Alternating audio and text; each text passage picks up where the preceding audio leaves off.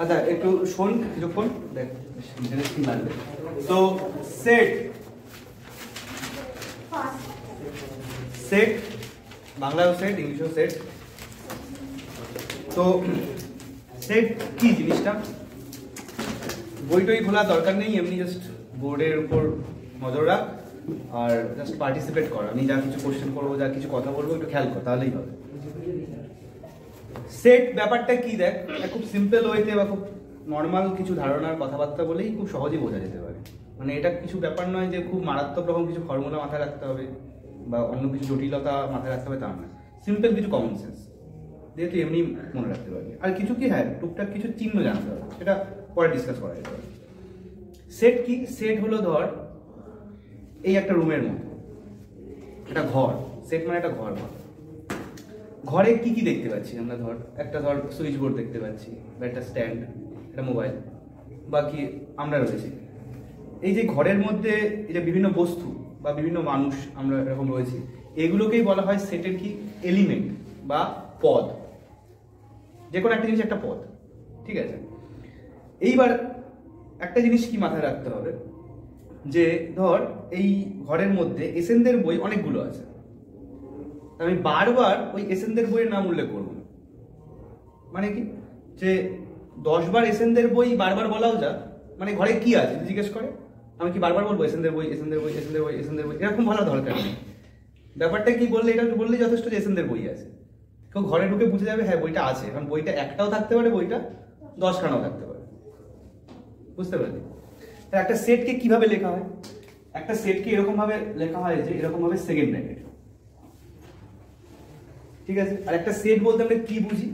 Set বলতে আমরা বলতে পারি এরকম অনেকগুলো বস্তু বা অনেকগুলো মানুষ বা অনেকগুলো সংখ্যা বা অ্যালফাবেট, এগুলোর কালেকশন, বা বাংলায় বলতে পারি কি যে সমাহার বলা নাকি, যে সমষ্টিটি বলাটা ঠিক হবে না, মানে এক জায়গায় সবাই জড়ো হলে যেমন হয় এরকম সমাহার, অনেকগুলো জিনিসের সমাহার, অনেকগুলো জিনিসের কালেকশন, তাকে আমরা সেট বলতে পারি। তাহলে সেই জিনিসটাকে লেখা হয় একটা সেকেন্ড ব্র্যাকেট, ঠিক আছে? এখন ধর এরকম ভাবে লেখা হলো a, b, c। তাহলে এই সেটটার মধ্যে কোন কোন পদ বা কোন কোন এলিমেন্ট আছে? a আছে, b আছে, c আছে। হ্যাঁ এটা হতেই পারে যে a হয়তো 10,000 বার আছে, কিন্তু আমরা বারবার লিখছি না, আমরা কি জাস্ট একবার লিখে তাকে রিপ্রেজেন্ট করে দিচ্ছি। b হয়তো সেরকম হতেই পারে, c হয়তো সেরকম হতেই পারে, মূল ব্যাপারে কি কি আছে সেটা আমরা লিখছি। তাহলে আমরা একটা শর্ট ভিউতে সেট কি বলতে পারি? সেট হলো যে অনেকগুলো বস্তুর সমাহার, যেখানে কোনো বস্তুই রিপিটেডলি আমরা লিখবো না, কোনোভাবেই রিপিটেশন করে লিখবো না, ঠিক আছে? কোনোভাবে। আচ্ছা এখন দেখ একটা সেটের একটা নাম থাকবে সবসময়। ধর এই সেটটা আমি নাম দিলাম ক্যাপিটাল এ, বা একটা বাড়িকেও আমি একটা সেট হিসেবে ধরতে পারি, তাহলে বাড়ির একটা নাম থাকতেই পারে। বা একটা কি দেশ, একটা দেশ নিজে একটা সেট হতে পারে, তার দেশের যে কোনো একটা নাম থাকে, আমার দেশের নাম ইন্ডিয়া, তো সেটা নিজে একটা সেট, এটা ভাবতেই পারি আমি।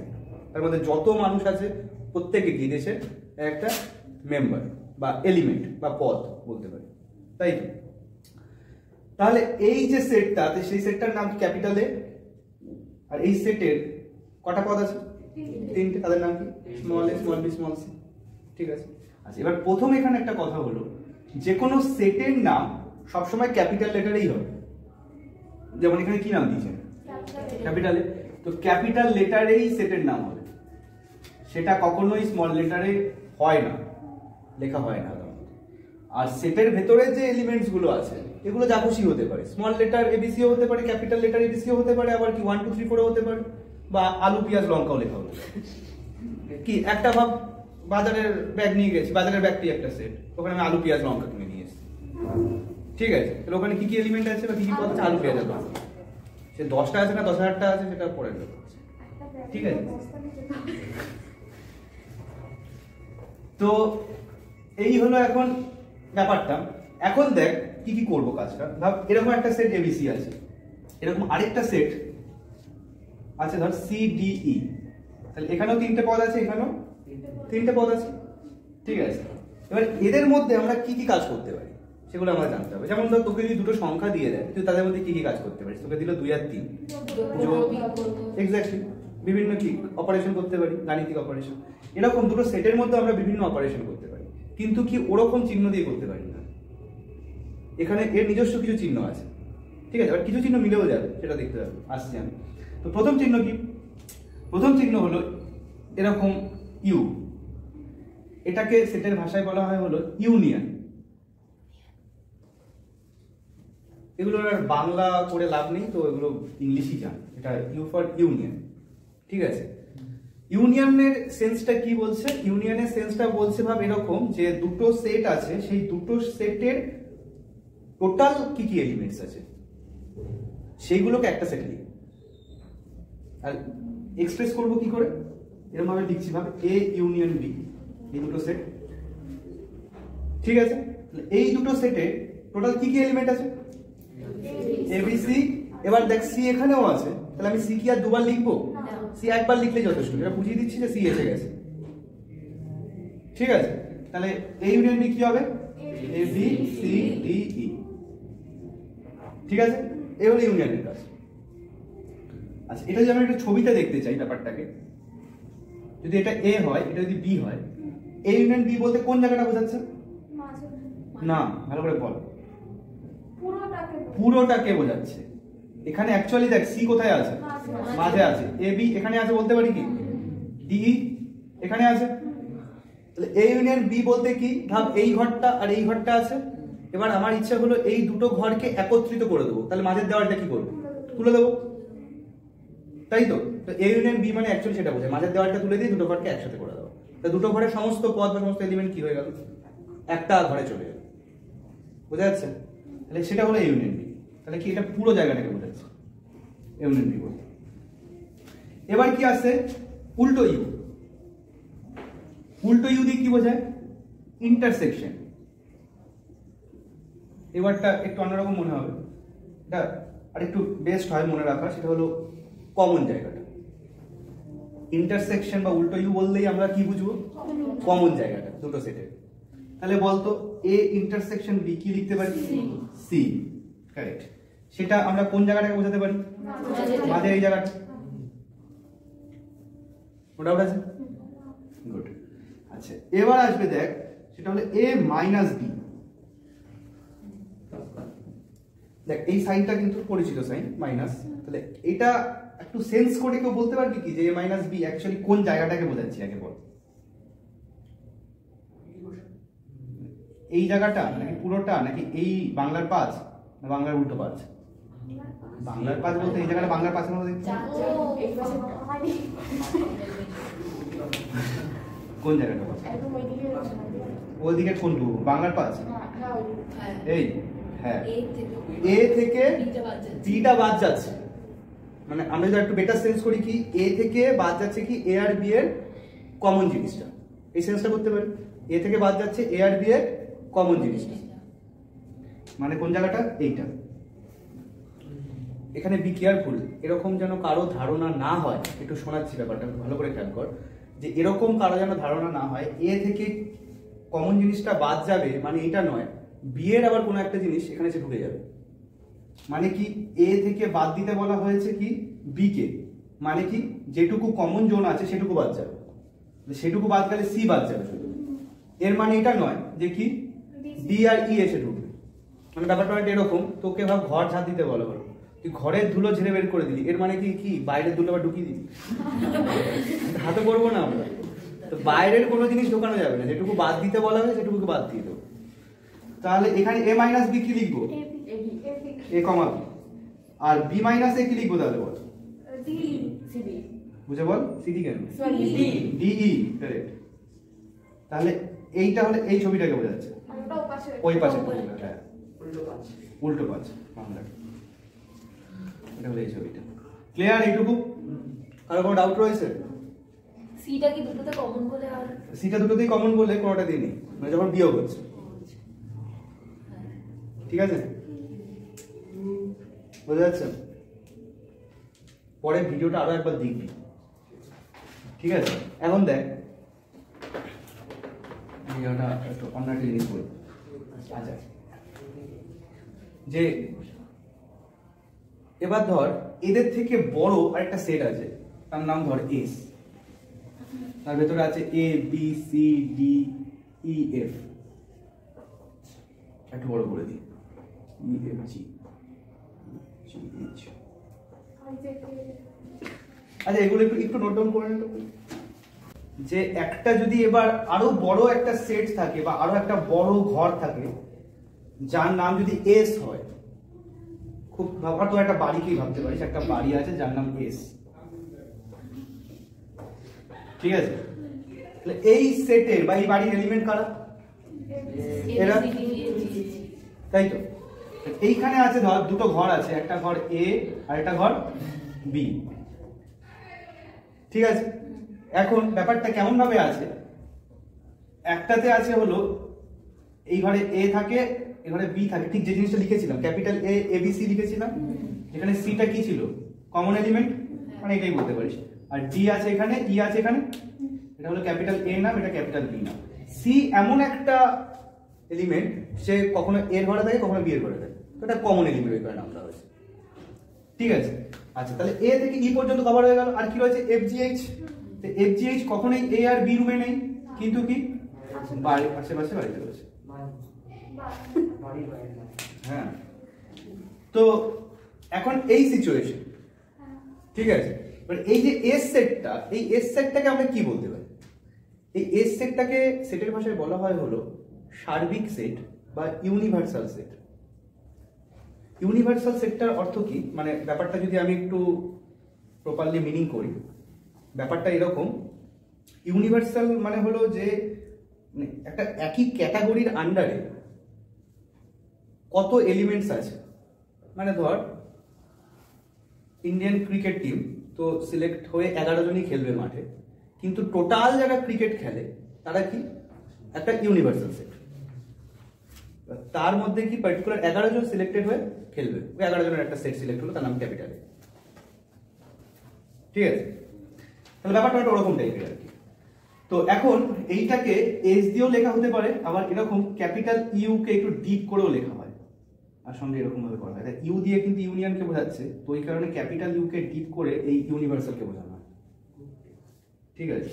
তো এই দুটো মানে একই জিনিস, সার্বিক সেট বা ইউনিভার্সাল সেট, ঠিক আছে? আচ্ছা এখন একটা জিনিস যেটা জানতে হবে, যে কারণে এই ছবিটা আঁকা, হ্যাঁ, এখন যে জিনিসটা আমাদের জানতে হবে সেটা হলো দেখ পূরক সেট বা কমপ্লিমেন্ট সেট, যে কারণের জন্য এই ছবিটা আঁকা আর কি, পূরক বা কমপ্লিমেন্ট, এই জিনিসটা আমাদের এখন জানতে হবে, পূরক সেট বা কমপ্লিমেন্ট সেট। আমাদের হাতে দেখ অলরেডি এ আছে, এ আমাদের হাতে কি আছে আমি আরেকবার না এখানে নোট ডাউন করে দিই, এ বি সি আছে, আর বি আছে কি আছে? সি ডি ই আছে, বাদ বাকি সবই আছে বইয়ের মধ্যে। এখন আমরা বুঝতে চাইছি পূরক সেট, কার পূরক সেট বা এর পূরক সেট, সেটা কিভাবে লিখবো? এর মাথায় এরকম ভাবে সি দিয়ে লিখতে পারি, এ কমপ্লিমেন্ট বলা হয় এটাকে। কি করবো আমরা এটাকে? এ কমপ্লিমেন্ট, মানে এর পূরক সেট। অথবা কোনো জায়গায় এরকমও লেখা যেতে পারে এ মাথায় ড্যাশড, অথবা আরো অনেক কিছুই লেখে এরকম এ মাথায় বার, সবকিছুর মিনিং একই, দেখি এ কমপ্লিমেন্ট, যেখানে যেটা দেখিস না। কারণ এইটা কি হবে, এটা হলো এমন একটা সেট সেটাই কি রয়েছে, মানে এ বাদে অন্য যা আছে সবাই থাকবে। মানে তো যদি জানতে চাই যে এই ঘরের পূরক সেট কার, হ্যাঁ আমাকে বাচ্চা হবে, যারা নেই তারা, যারা 31 এখন পার্টিতে মজবুত তারা, ঠিক আছে? মানে আমরা এখানে হলো এ সেটের অন্তর্গত, আর এ কমপ্লিমেন্টে কারা আছে? এই ঘরের বাইরে যারাই রয়েছে, সেটা একটা গাছপালা হতে পারে, সেটা অন্য কোনো ব্যক্তি হতে পারে, যে কেউ হতে পারে, ঠিক আছে? তাহলে আমাকে বল এখন এ কমপ্লিমেন্টের সেটের মধ্যে কে কে ঢুকবে বল? শুধু G H F, F G H, AB ঢুকবে, বল কি কি ঢুকবে? ডি ঢুকবে, তারপরে এফ জি এইচ। আমি কি বললাম আবার রিপিট করি, এর কমপ্লিমেন্ট বের করতে চাইছি, মানে এর ঘর বাদ দিয়ে এর বাইরে কে কে পড়ে আছে, তারা এর কমপ্লিমেন্টে থাকবে। তাহলে এর ঘরে কি কি আছে? এবিসি আছে, এর ঘর বাদ দিয়ে কি D E F G H সবাই আছে, তাহলে এ কমপ্লিমেন্টের পার্ট। আচ্ছা এবারে আমাকে একটু বুদ্ধি করে বলতো, এ কমপ্লিমেন্টকে কি আমরা তাহলে এরকম বলতে পারি ইউনিভার্সাল সেট থেকে এ বাদ দিলাম, এটা বলতে পারি, তাই তো? কারো কোনো সন্দেহ নেই? গুড। আচ্ছা এবার তাহলে আমাকে বল যে বি কমপ্লিমেন্ট কত হবে? A B F G H A B F G H correct. এটা তার মানে কি বলতে পারি? ইউনিভার্সাল সেট থেকে B বার বের হবে। ইউনিভার্সাল সেট থেকে B বার। আচ্ছা এগুলো লিখে নিই। হ্যাঁ লিখতে দাও। এইবার কি আসবে? এবার আসবে হলো নাল সেট, বাকি ফাঁকা সেট। নাল ভেক্টর। হ্যাঁ নাল ভেক্টর মানে কি? শূন্য ভেক্টর। শূন্য ভেক্টর। তাহলে এটা কি বলতে পারি? শূন্য সেট। শূন্য সেট। তার মানে কি যখন আমরা এই ঘরটা থেকে বেরিয়ে চলে যাব তখন এই ঘরটা কি ফাঁকা পড়ে থাকবে, তখন এটা কি সেট হয়ে যাবে? Null set. ঠিক আছে, যেটা সবার মনে এখন চলছে। হ্যাঁ। তো এইটাকে সেটে কিভাবে এক্সপ্রেস করা হয়, কিভাবে লেখা হয়? এটাকে লেখা হয় সেটে হলো এরকম ভাবে যে এটা কি চিহ্ন? ফাই দিয়ে লেখা। ফাই মানে হলো নাল সেট বা ফাঁকা সেট বা শূন্য সেট। ঠিক আছে। আচ্ছা তাহলে আমাকে এবার বলতো যে একটা ইউনিভার্সাল সেটের কমপ্লিমেন্ট আমরা কি লিখতে পারি? মানে কি জিরো তো লিখবো না, ফাই। ইউনিভার্স মানে সবকিছু, তার কমপ্লিমেন্ট মানে কি? কিছুই নেই, একই না? আর ফাই এর কমপ্লিমেন্ট কি লিখতে পারি? ইউনিভার্স মানে ফাঁকা জিনিস, তার কমপ্লিমেন্টে কি থাকবে? সমস্ত জিনিস। বলতে পারি তাহলে এগুলো? গুড। আচ্ছা পাশাপাশি আমাকে এগুলো বল দেখি এবার একটু। এ ইউনিয়ন ফাই কি হবে বল দেখি। এ যে কোনো সেট, বা এটাও ভাবতে পারি যে এই সেটটাই ধর একটা সেট, তার সাথে ফাই মানে একটা ফাঁকা জায়গা। ফাই মানে কেমন ব্যাপারটা? ফাই মানে কিছু নেই, এরকম একটা এবিসি হবে। তার মানে আলটিমেটলি অ্যানসার কি দাঁড়াবে? এই হলো। যে কোনো সেটের সাথে যদি ফাই এর ইউনিয়ন করিস কি পাবো? সেই সেটটাই, যে সেটে ইউনিয়ন করিস। A union phi A, A intersection phi কি হবে? জিরো। জিরো তো লিখবো না, বলে কিছু নেই, কি লিখবো? ফাই। এই ইন্টারসেকশন ফাই মানে কি? কোনো কমন জায়গা কি আছে? ফাঁকা জায়গা, মানে একটা সেট দিয়ে এক্সপ্রেস করবো, তাহলে কি লিখবো? ফাই লিখবো। তাহলে A union phi equals to A, আর A intersection phi equals to phi. আচ্ছা এ ইউনিয়ন ইউনিভার্সাল কি হবে?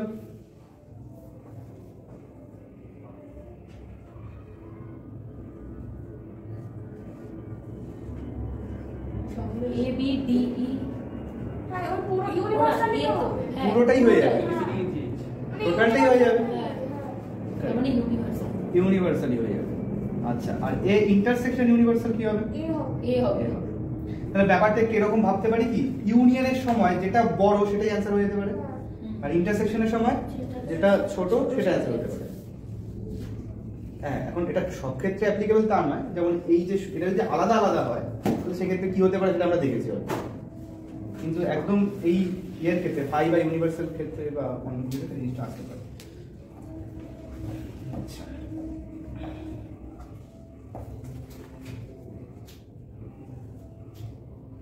বোঝা যাচ্ছে? বেশ, এবার সেটের ফার্স্ট পেজটা করবেন। হ্যাঁ ফার্স্ট পেজে দেখ তো অনেক কিছু চিহ্ন লেখা আছে না? একদম ফার্স্ট পেজ করবি সবাই, সবাই বইয়ের দিকে অবজারভেশন রাখ।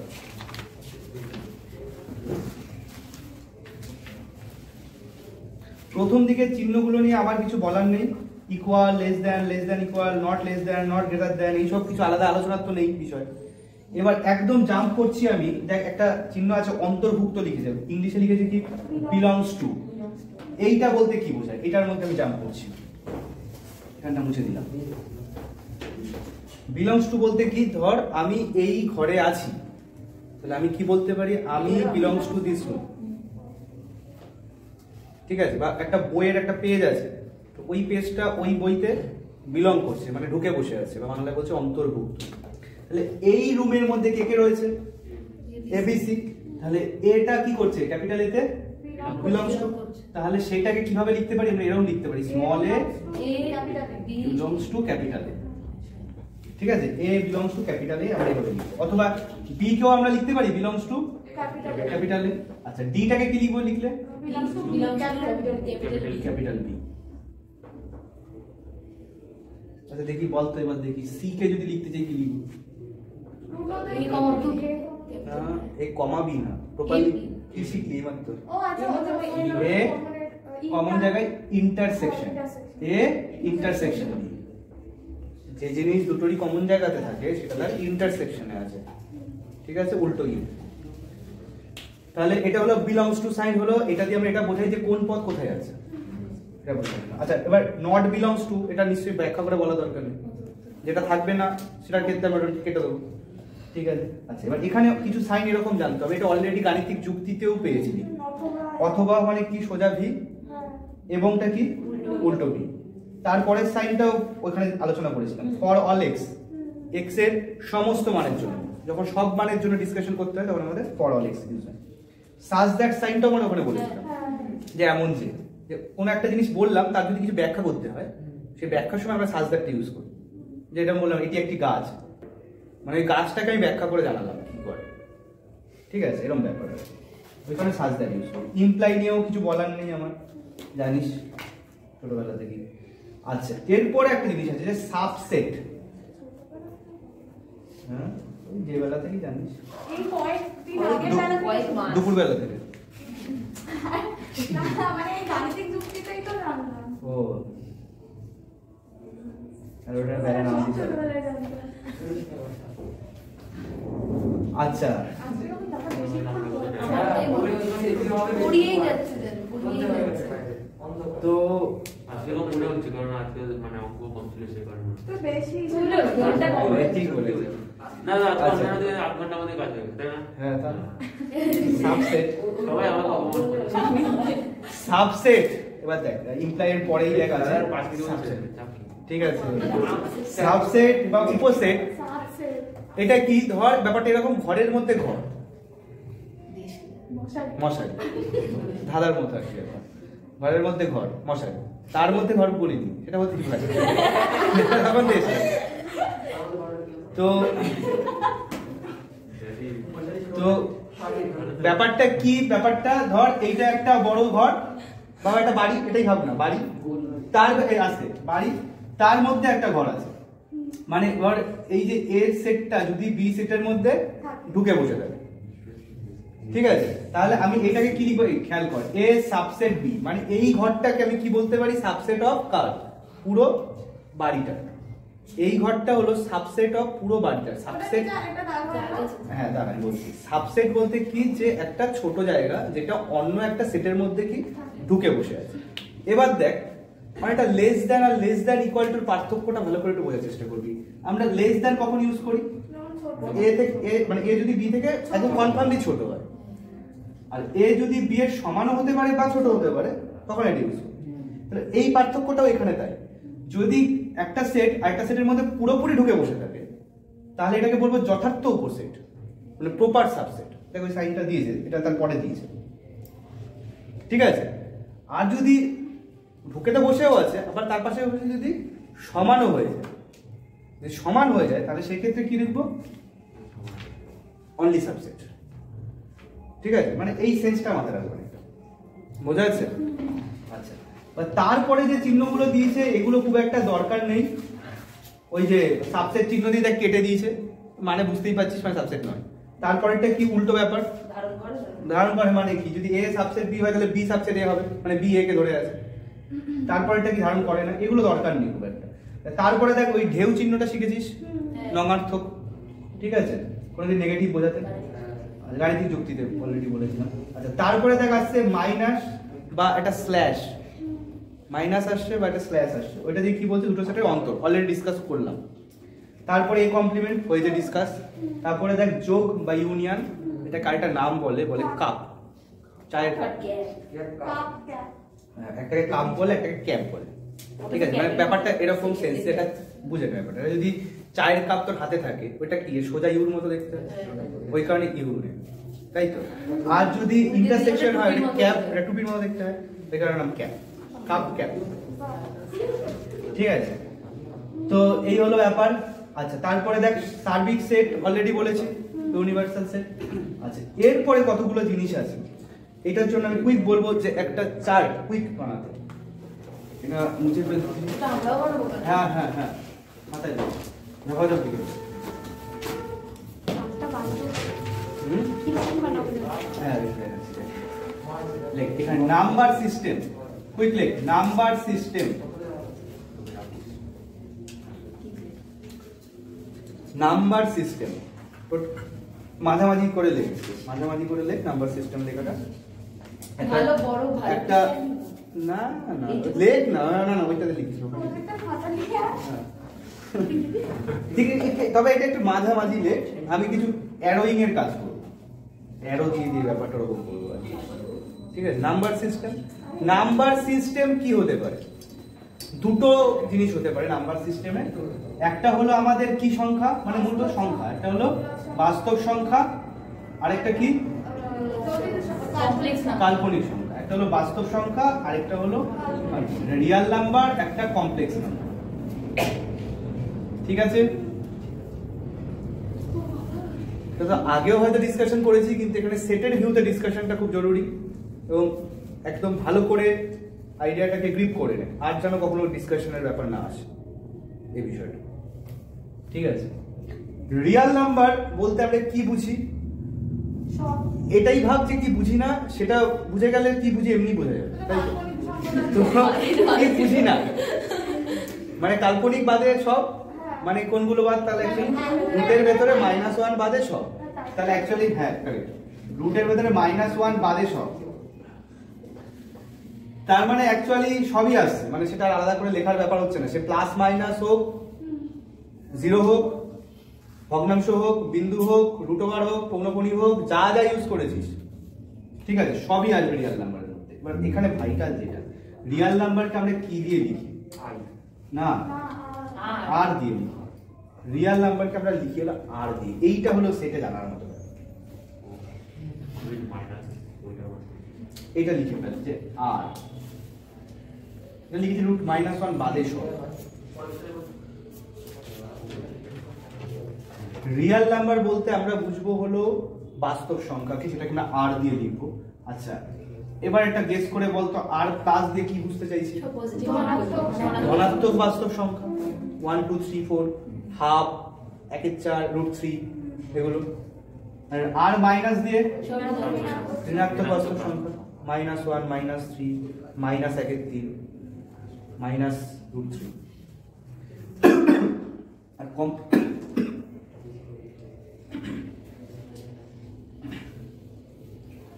কমপ্লেক্স নাম্বারকে আমরা কি দিয়ে লিখি? সি দিয়ে লিখি। ঠিক আছে, খুব একটা বেশি কমপ্লেক্স নাম্বার ক্লাস 11-12 রেঞ্জে দরকার পড়বে না।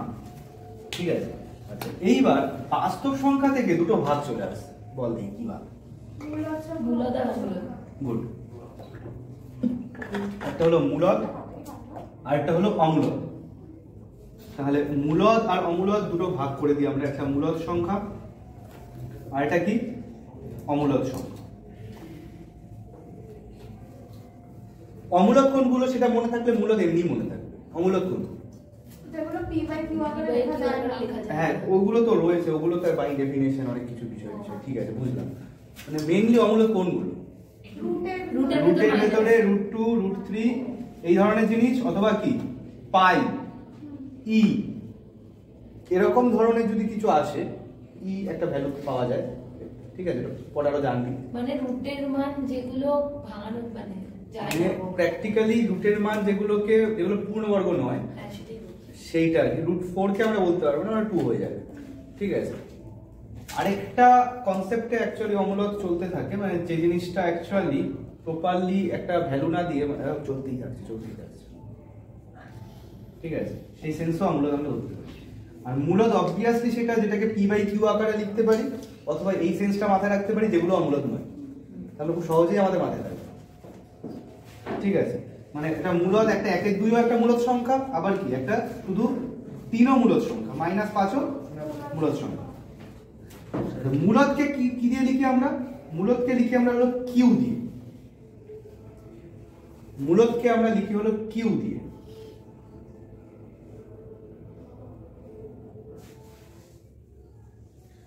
ঠিক আছে। আর অমূলদকে আমরা অন্য কিছু দিয়ে আর লিখি না, কিন্তু একটু যদি সেন্স লাগাস আমরা কিভাবে বলতে পারি, আর থেকে কি বাদ যাবে, আর মাইনাস কিউ। আর মাইনাস কিউ। তাহলে অমূলদ লেখার এক্সপ্রেশনের মাধ্যমে হলো আর মাইনাস কিউ। এবার কিউতেও কি থাকতে পারে, কিউ প্লাস থাকতে পারে, মানে কি ধনাত্মক মূলদ সংখ্যা, কিউ মাইনাস থাকতে পারে ঋণাত্মক মূলদ সংখ্যা। আচ্ছা, এইবার মূলদ থেকে নেমে আসি। মূলদ থেকে কি ভাগ হতে পারে দেখ। হ্যাঁ বল। একটা হতে পারে যে খণ্ড সংখ্যা, আর একটা হলো অখণ্ড সংখ্যা। মানে একটা এরকম লিখতে পারি যে পূর্ণ সংখ্যা, একটা ভগ্নাংশ সংখ্যা লিখে রাখি। এক্স্যাক্টলি, পূর্ণ সংখ্যা আর ভগ্নাংশ সংখ্যা। এটা নিশ্চয়ই আলাদা করে কিছু বলার অপেক্ষা রাখে না, পূর্ণ সংখ্যা কোনটা আর ভগ্নাংশ সংখ্যা কোনটা। তবে কি পূর্ণ সংখ্যাকে আমরা কি দিয়ে লিখি, জেড দিয়ে লিখে থাকি অথবা আই দিয়ে লিখতে পারি। ঠিক আছে, মানে সেটা 1 2 3 4 হতে পারে, মাইনাস 1 2 3 4 হতে পারে, 0 হতে পারে। কি 0 কি পূর্ণ সংখ্যা বলতে পারি? কনফিডেন্টলি বল।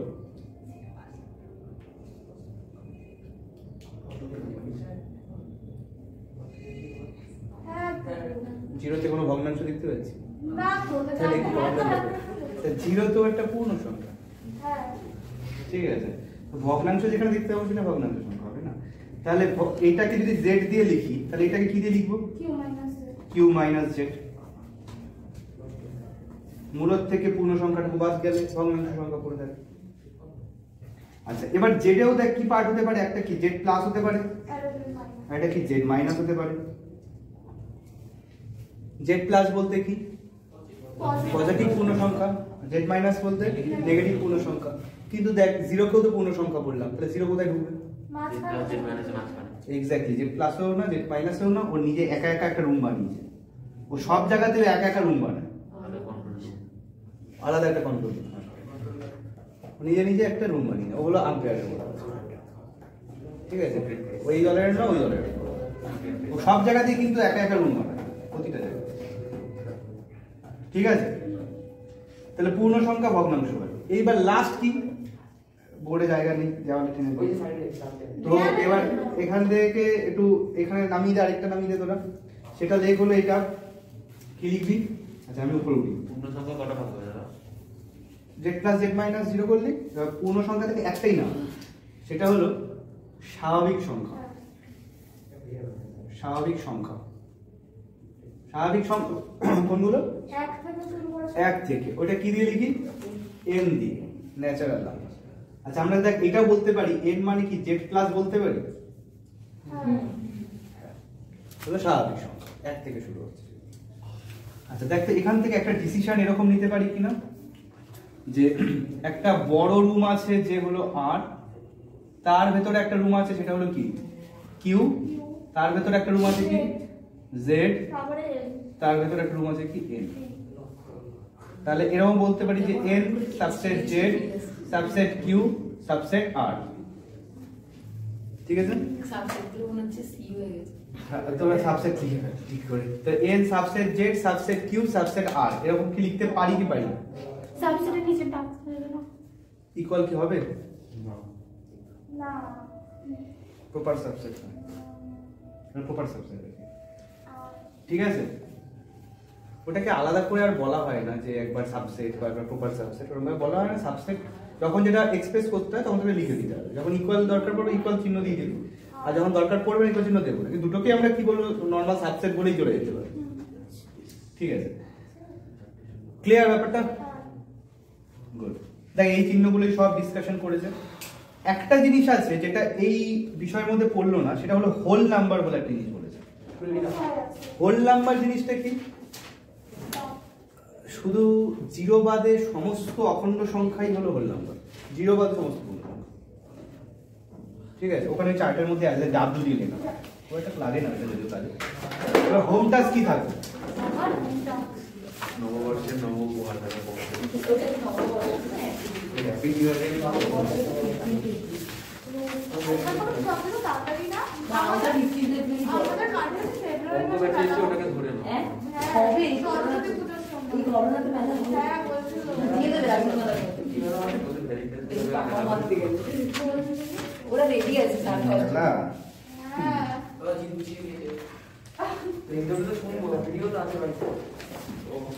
আচ্ছা শোন কি অল্প একটু। শুনে না অল্প হ্যাঁ গল্প ভালো লাগে পেন আজকে আজকে কি রাজ্য পুজো করতে হবে ওটা ওরা বলছি এমসিকিউ দেখ প্রথম কথা বলি এমসিকিউ প্রথম দিকের জিনিসগুলো একটু অন্যরকম মনে হবে কি করছি শোন শোন প্রথম দিকের পার্টটুকু আমি এমসিকিউ হোম টাস্কে দিলাম না প্রথম দিকের পার্ট আমি এমসিকিউ 13 থেকে 23 দিচ্ছি হোম টাস্ক প্রথম দিকের গুলো একটু অসুবিধা মনে হবে 1 থেকে 12 একটু অন্যরকম লাগবে 13 থেকে 23 দিলাম ঠিক আছে দাঁড়া শোন আগে অতি সংক্ষিপ্ত 1 থেকে 5 এমনি কেটে দে 1 থেকে 5 কি 1 থেকে 6 পর্যন্ত এমনি কেটে দে আছে না এগুলো দেখ কি সংজ্ঞা চেয়েছে সংজ্ঞা কখনোই দেবে না সংজ্ঞা চেয়েছে অথবা ছবি আঁকতে বলেছে আচ্ছা এই যে ছবিগুলো আমি আঁকছিলাম এগুলো একজন ম্যাথমেটিশিয়ান ভেন তার নাম এটার নাম হচ্ছে ভেন ডায়াগ্রাম এই যে ছবিগুলো এগুলোর নাম হলো ভেন ডায়াগ্রাম ঠিক আছে হ্যাঁ ভেন ডায়াগ্রাম তো যাই হোক 1 থেকে 6 কখনোই করতে হবে না আর পরে শোন ভালো করে পরের দিনের হোম টাস্কের মধ্যে কি থাকবে 7 থেকে 14 না 10 হ্যাঁ, দাঁড়া দাঁড়া 8 9 8 আর 9 এগুলো হোমটা হোম টাস্ক কি দিচ্ছি শোন ভালো করে এমসিকিউ 13 থেকে 23 বুঝেছি অতি সংক্ষিপ্ত 8 আর 9 হোম টাস্ক তারপর যা বাদ সেগুলো কেটে দিতে বললাম প্রথমে অতি সংক্ষিপ্ত 8 কি পারা যাবে একটু জাস্ট দেখে নে এ দিয়েছে বি দিয়েছে ইউনিয়ন বের করতে বলেছে হ্যাঁ 9 তেও তাই সাবসেট দেখাতে বলছে ইউনিয়ন বের করবি একটা একটা সাবসেট দেখিয়ে দিবি। ঠিক আছে আচ্ছা হলো আচ্ছা এবার সংক্ষিপ্ততে আয় সংক্ষিপ্তরও কিছু কেটে দেবো তোকে। হ্যাঁ 1 থেকে 6 পর্যন্ত কেটে দে মানে কি পুরো অল টাইমের জন্য বাদ কখনই হোম টাস্ক দেবো না সংক্ষিপ্ত 1 থেকে 6 বলে এমনি বাদ আচ্ছা এবার পরের দিনের হোম টাস্কটা কি 7 থেকে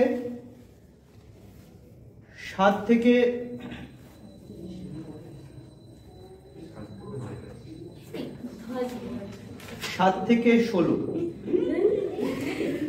খুব নরমাল জিনিস আছে এই জায়গায় বের করা তারপরে তো ফেস্টিভ মুড থাকে খুব সহজ জিনিস দেখ কিছুই জানা নেই এমসিকিউ 13 থেকে 23 অতি সংক্ষিপ্ত 8 আর 9 আর সংক্ষিপ্ত 7 থেকে 16 13 থেকে 23 ঠিক আছে আর 7 থেকে 16 হ্যাঁ